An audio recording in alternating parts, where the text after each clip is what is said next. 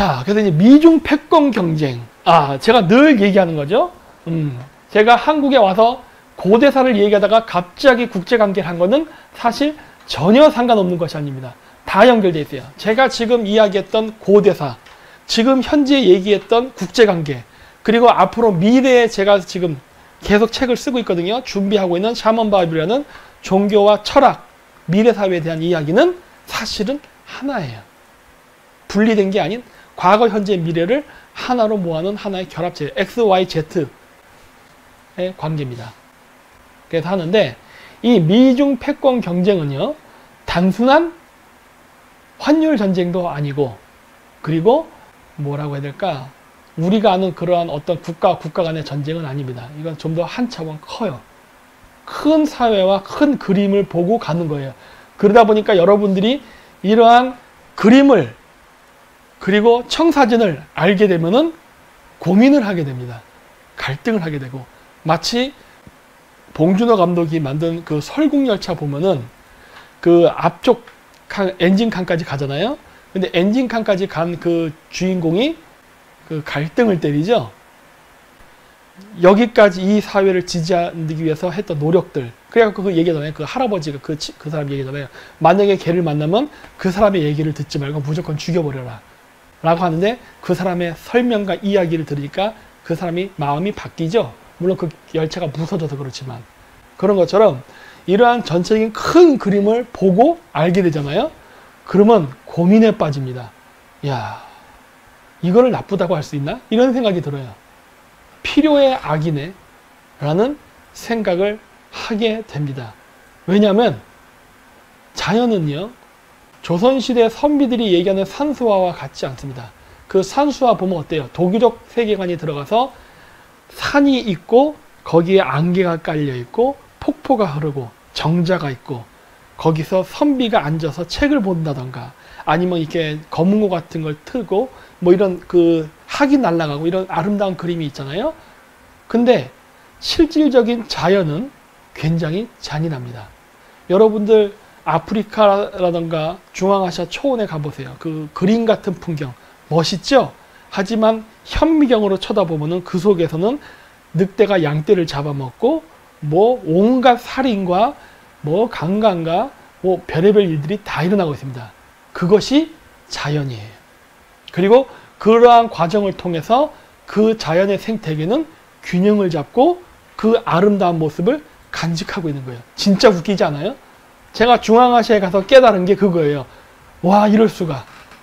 내가 생각하는 자연의 이미지, 자연스럽다는 이미지는 내가 만들어낸 허상이지 진짜 현실에서 나타나는 자연이라는 것은 내가 생각하는 것과는 다르게 움직인다. 오히려 더 잔혹하고 더 무시무시한 세계가 펼쳐져 있다라는 것을 알게 됩니다. 그래서 굉장히 고민에 빠지게 돼요. 근데 여기 슈퍼 인텔리전스, 여기도 재밌는 구절이 있어서 제가 한번 읽으면 297페이지에 있어요. 이 멜세스 이론의 역사적 고찰 해갖고 거기 중간 내용인데 뭐라가 나오냐? 다음과 같은 일시적이고 지역적인 유해 요인도 있다. 즉 전염병, 전염병, 기후변화, 전쟁 등이 간헐적으로 인구를 감소시키고 휴경으로 땅의 지력을 높였기 때문에 인구가 늘어서 멜서스 조건이 다시 발현될 때까지는 생존자들의 영양 섭취가 나아지고 더 많은 자녀를 키울 수 있었다. 또한 사회 불균형으로 인해서 엘리트층은 일정했던 총 인구수를 감소시키는 일을 저지르기까지 하면서 항상 최저 생계 수준보다 높은 임금을 받을 수 있었다. 슬프고 거슬리는 사실은 지구에 사는 우리의 일생에서 일상적이라고 할 수 있는 멜서스 조건에서 인류 행복의 가장 큰 적이라 볼 수 있는 가뭄, 역병, 대학살, 불평등 등이 역설적으로 가장 인도주의적이라고까지 말할 수 있다는 점. 왜냐하면 이 사태들이 인구를 줄여서 설명했듯이 가끔 평균 생활 수준의 최저 생계 수준보다 높여주는 역할을 했기 때문이다. 전 이거를 부정을 못해요. 왜냐? 이게 참 고민이죠. 그래서 제가 얘기하는 국제정치 여러분 2년, 3년 동안 들으신 분들은 알 거예요. 제가 늘 얘기하죠. 정치는 피바람이 부는 것이다. 그 피바람이 그 사람들끼리만 하고 일반 국민에게 미치지 않으면 되는 것이다 라고 제가 얘기했잖아요. 바로 이런 것들이 제가 바로 유라시아 대륙을 돌아다니면서 역사, 국제관계를 연구해서 내린 결론이에요. 따라서 뭐다? 여러분들이 우아하게 앉아서 시를 읊고 사랑을 얘기하고 평화를 얘기하는 그 사회가 유지되기 위해서 위정자는 바깥에 나가서 무진장 참혹하고 잔혹하고 학살을 하고 전쟁을 일으킨 일을 하게 된다예요. 그것을 바탕으로 여러분들의 행복이 유지되고 있는 겁니다. 이게 현실이에요. 그래서 제가 늘 이야기했지만 남북관계 문제라던가 중국 문제를 대항하는 데 있어서 뭐라고 얘기합니까? 좌파들이 얘기하는 PC주의적 사고방식이 아니라 어떻게 한다? 완전히 우리를 괴롭히는 적이 있다면 그 적을 아주 쑥대밭을 내서 죽여버린 다음에 그 위에서 시체들 위에서 담배를 필 때 평화가 온다 이런 얘기를 하잖아요. 결국 뭐다? 상대방을 제거함으로써 내가 영원한 평화와 번영을 갖게 되는 거예요. 이게 현실이에요. 네, 그래서 제가 자꾸 그 얘기를 한 거예요. 여러분 국제관계를 너무 형이상학적으로 보지 마십시오. 현실은 냉정합니다. 이런 얘기 많이 하죠. 현실은 냉정합니다. 네. 그러니까 제가 얘기했잖아요. 제가 여태까지 3년 동안 한국에 와서 활동을 하면서 이렇게 유튜브 채널이 폭파되고 이렇게 주변 사람들이 배신을 하고 난리를 치고 하는 이유는 다 이유가 있어요. 왜? 이런 것들이 과연 불편한 진실인데 많은 사람이 알면 안 되는 내용이잖아. 그러다 보니까 그럽니다. 네, 뭐 어차피 저도 이런 이야기들을 이제 계속 찾아나가고 오늘 이제 것들은 어떠한 그 미래 청사진 우리가 뭘 준비해야 될지를 이야기하기 위해서 일단은 얘기를 빼는 거예요. 자, 그래서 미중 패권 경쟁은 바로 그러한 관점 속에서 보아야 됩니다. 그러면서 이 세계를 어떻게 앞으로 꾸려나갈 것인가를 생각하는 관점에서 봐야 돼요. 그렇기 때문에 여러분들이 생각하는 그러한 관점, 선과 악의 전쟁, 뭐 별의별 얘기 다 하죠. 그러한 관점으로 보면은 여러분은 이 전체의 숲을 볼 수가 없게 됩니다. 그리고 여러분들은 그렇게 되면은 그 거대한 파도의 흐름 속에 휩쓸려서 망할 수가 있어요. 아는 만큼 보입니다. 자, 그래서 여러분들은 모릅니다. 한국 신문에도 안 나더라고요. 그랬는데 일본 기사에 보면 나옵니다. 이건 일본 경제신문인데 보면 아시겠지만은 미국의 해군이 소형 핵폭탄을 가지고 군사훈련을 하고 있습니다. 바로 그 타겟은 중국과 러시아예요. 지금 미국이 하는 많은 군사훈련이 있습니다. 항해의 자유, 각종 지금 군사훈련, 중동에서도 벌어지고 있거든요. 이런 훈련들은 이란을 조지기 위해서, 북한을 조지기 위해서 이런 거 아니에요. 그거는 진짜 곁가지입니다. 우리나라에서는 자꾸 그걸 얘기하잖아요. 아니에요. 그건 곁가지예요. 지금 미국의 군사훈련은 바로 중국과 러시아를 제거하기 위한, 박살을 내기 위한 큰 그림 속에서 이루어지는 훈련이에요. 그래서 여기 미국 펜타곤은 4일 해군이 잠수함 발사형 탄도미사일, 즉 SLBM이 폭발력 향상을 위한 그러한 실전 훈련을 했었다고 발표했다라고 나옵니다. 그래서 앞으로 세계적인 군비 확장 경쟁에 박차를 가할 우려가 있다라는 기사가 여기 나온 겁니다. 그래서 미국은 지금 소형 핵폭탄을 만든 겁니다. 옛날 핵폭탄 알죠? 대륙간 탄도미사일 ICBM 어마어마하게 거대하잖아요. 인공위성 같이 사이즈로 슉 날아가잖아요. 이제 그게 아니에요. 요만하게 만드는 거라고. 사실 이러한 실험은 언제야? 2001년도인가? 그 걸프전 전쟁 때도 있었어요. 걸프전 전쟁. 미국의 과학력은 무지막지합니다. 여러분들의 상상을 초월해요. 미국은 이미 아주 소형 핵탄두를 집어넣어서 대포알까지 만들어요. 그래서 우리가 쏘는 대포는 그냥 뿅 쏴서 뻥 터지면 뻥 하잖아요. 그게 아니라 버섯구름을 일으킬 수 있는 포탄을 만들었다고. 미국의 과학기술이 그 정도예요. 그 옛날 때 만든 거야. 최근에 만든 기술도 아니라고. 그래서 전쟁을 해요. 그러다 보니까 전쟁하고 나면은 그 지역에서 자꾸 기형아가 출산을 해. 왜? 그러한 무지막지한 무기가 있기 때문에.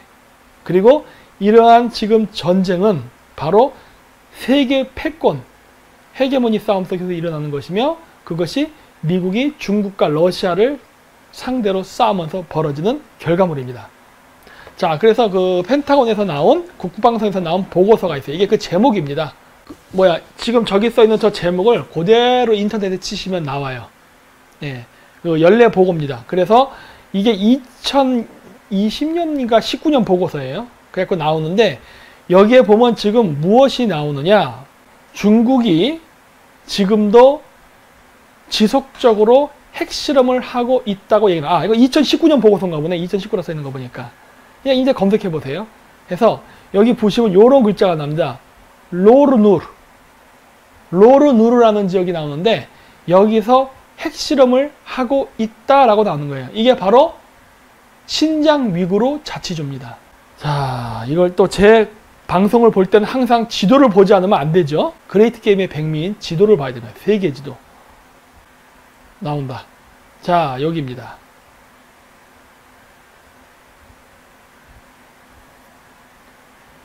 여기가 바로 롭누르라는 도시예요. 확대를 할게요. 잘 안 보이니까. 자, 보이세요? 중국 지도가 있고, 여기 신장 위구르 자치주 여기에서 합니다. 여기에서. 네. 보이시죠? 자, 우르무치는 어디 있느냐? 우르무치. 자, 됐어요. 여기가 노르루라는 데고, 우르무치는 여기에 있어요. 신장 위구르 자치주. 네. 조금만 스포를 할게요. 조금만 스포를. 투르판 근처. 빙고. 자, 아까 이 시크릿 폴리틱스라는 책이 있었죠. 이 책에 나오죠. 히틀러가 한 연설에 무슨 내용이 나온다? 이 전쟁에서 중앙아시아가 아니라 우리 위대한 게르만이 승리할 것이다 라는 얘기를 하죠. 네, 그 중앙아시아가 여기입니다. 그리고 제가 연구한 바에 의하면 초고대 문명, 지금으로부터 대홍수가 나기 이전에 이 초고대 문명이 있었던 지역이 저기예요. 여러분들이 구약 성경에서 보는 아담과 이브, 노아의 방주, 선악과 이야기, 진흙으로 만든 이야기, 전부 다 저기가 원조입니다. 네. 여기서 만들어진 이야기예요. 이 이야기가 메소포타미아로 가서 유대교가 되고 그게 기독교로 발전을 합니다. 이거를 제가 알게 된 거예요. 정말 우연히도. 알 생각이 없었지. 어떻게 알았느냐? 그건 제가 역사 시간에 얘기할게요. 예, 역사 시간에. 정말 우연히 알았어요. 예, 그리고 나서부터는 계속 그 정보가 들어옵니다, 그냥. 해도 뭐 그렇게 되는데, 자, 이 지역이 바로 고대 중앙, 그 초고대 문명이 있었던 지역의 허브, 핵심 지역이에요. 그런데 중국이 여기서 핵실험을 합니다. 바람이 북도풍, 남서풍을 불면서 이렇게 바람이 분다고. 그러면 어떻게 될까요? 이 지역이 전부 방사능 오염 지역이 돼요.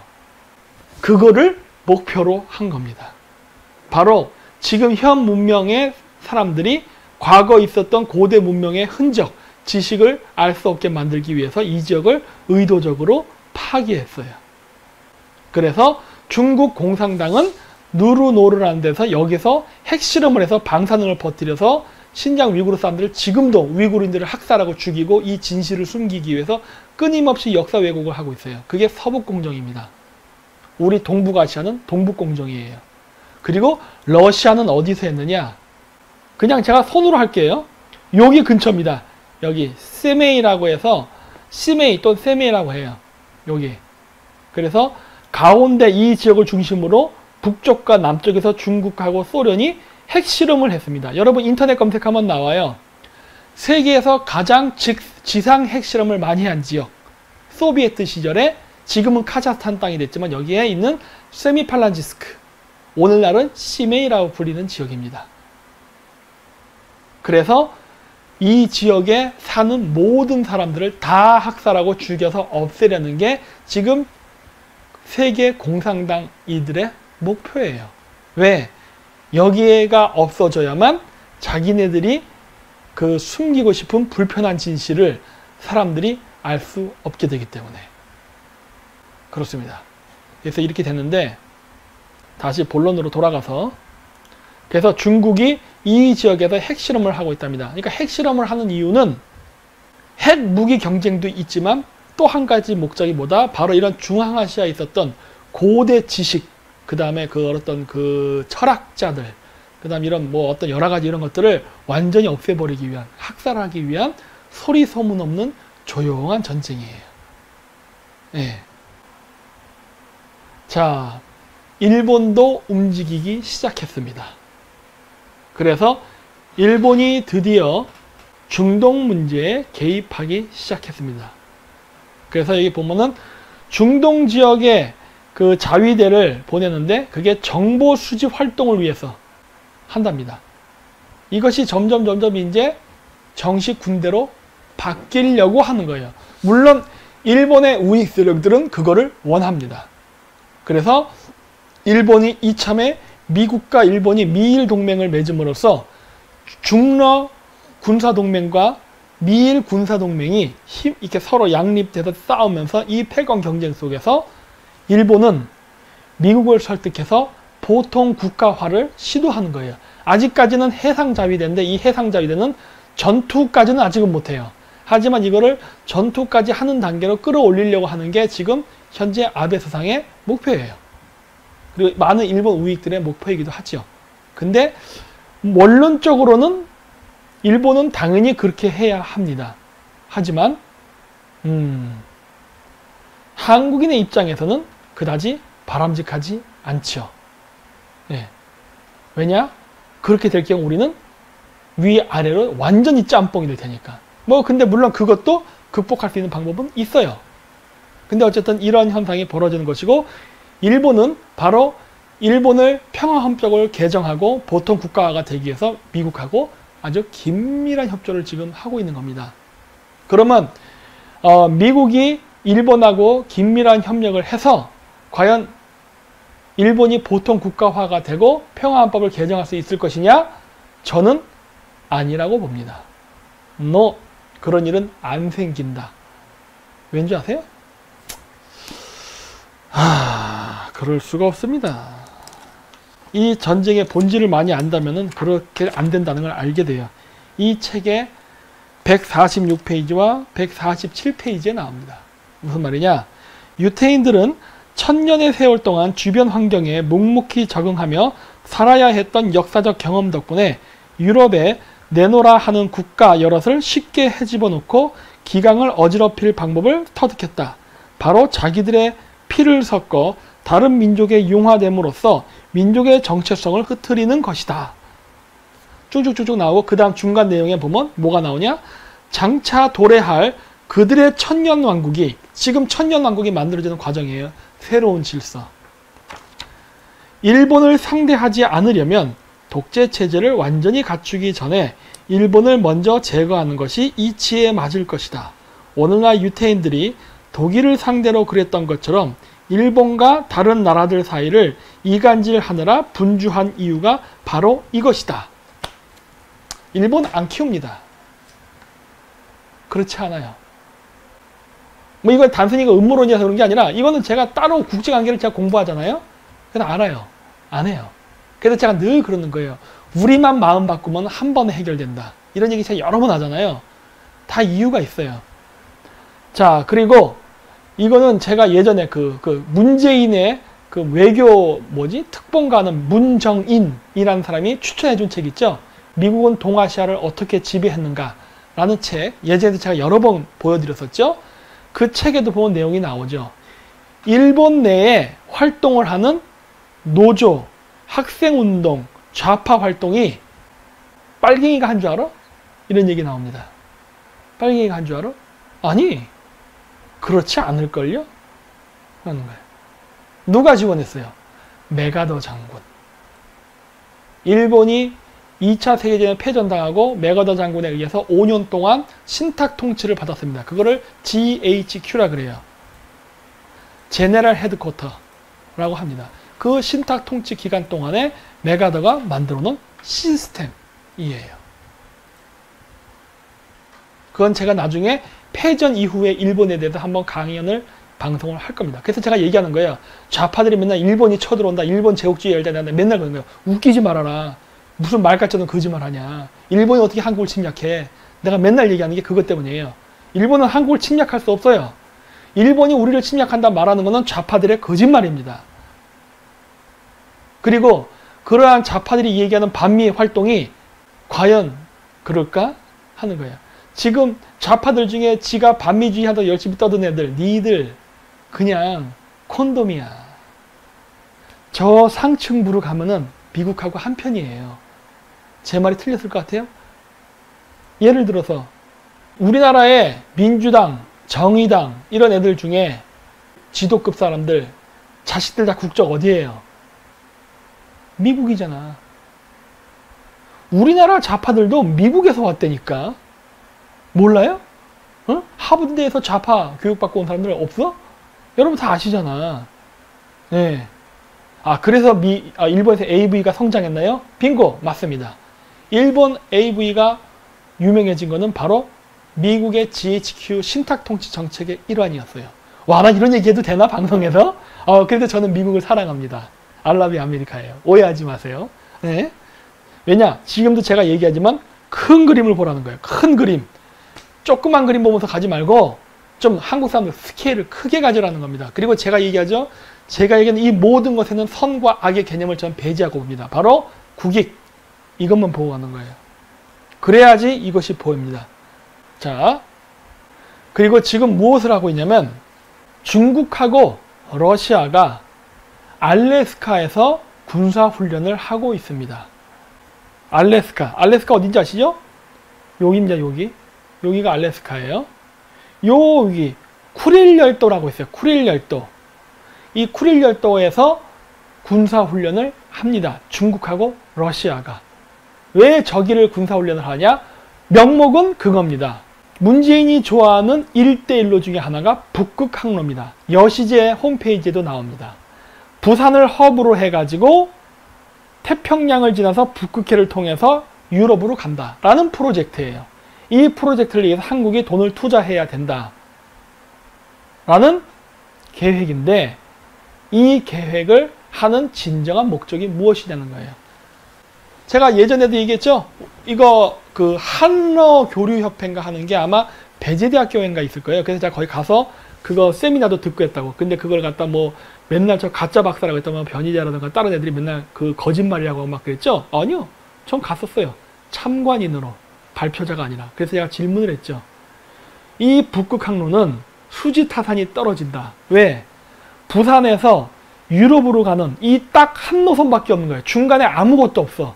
따라서 이 한 달이 될지 두 달이 될지 모르는 이 긴 항로를 여행하는 동안에 북극 항로를 통과한다는 리스크도 안아야 되고, 왜? 겨울에는 얼 수도 있으니까.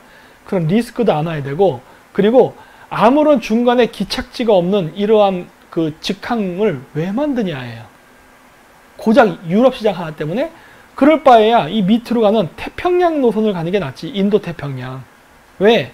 여기 중국의 13억 인구, 동남아시아의 10억 인구, 인도의 13억 인구 이런 데가 많기 때문에 이 지역을 통과하면서, 즉 일반 버스 노선이죠. 위에는 고속버스 노선이라면 여기를 가야 컨테이너를 갖다가 내려놓고 다시 집어넣고 내려놓고 다시 집어넣고 하면서 유럽에 갈 때쯤 되면은 많은 돈을 벌 수 있어요. 또 다시 돌아오면서 중간중간 무역 거래를 하고 하면은 꽤 많은 돈을 벌 수 있거든.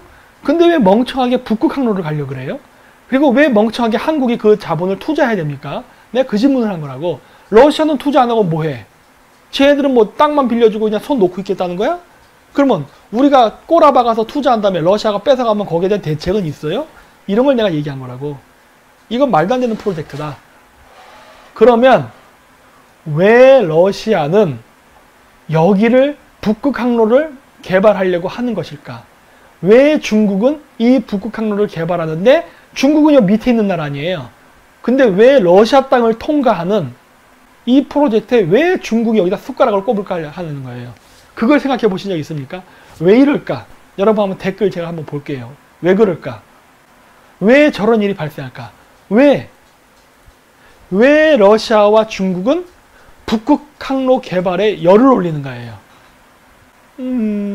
조금 더. 윤세진 님이 맞췄네. 군사기지. 빙고. 군사기지입니다. 군사기지. 군사기지 목적으로 하는 거예요.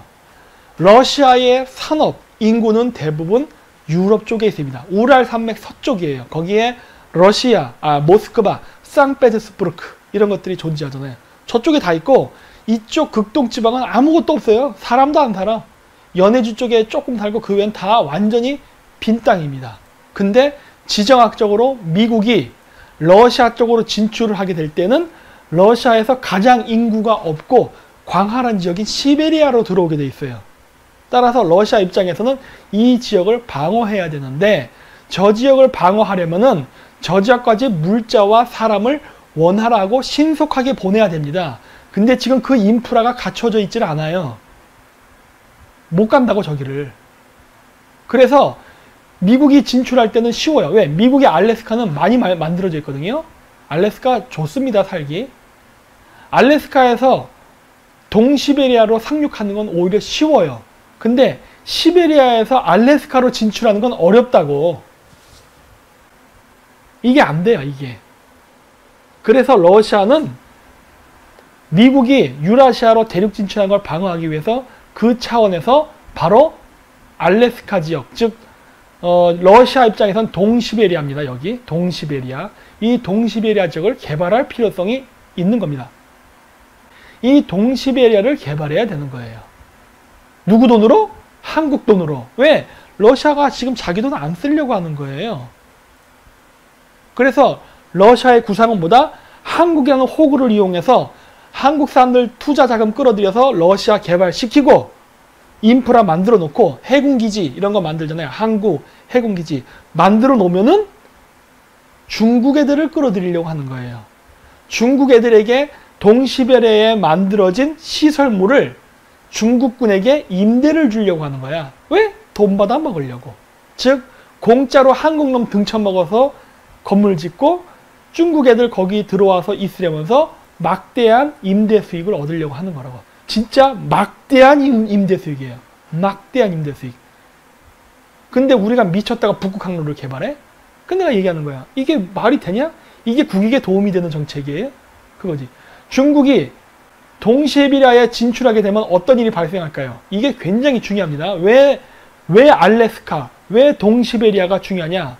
지구를 봐야죠. 자, 지구는 동그랗습니다. 어떤 미친놈들이 자꾸 지구가 자꾸 편편하다 하는데 그건 말도 안 되는 개소리고 지구는 동그랗습니다. 요렇게 보셔야 됩니다. 중국이 미국으로 핵미사일을 쏜다. 그러면 중국은 북극해를 통과해서 미국으로 날아갑니다. 보이세요? 북극해를 통과해서 날아가게 돼 있어요. 이게 최단거리예요.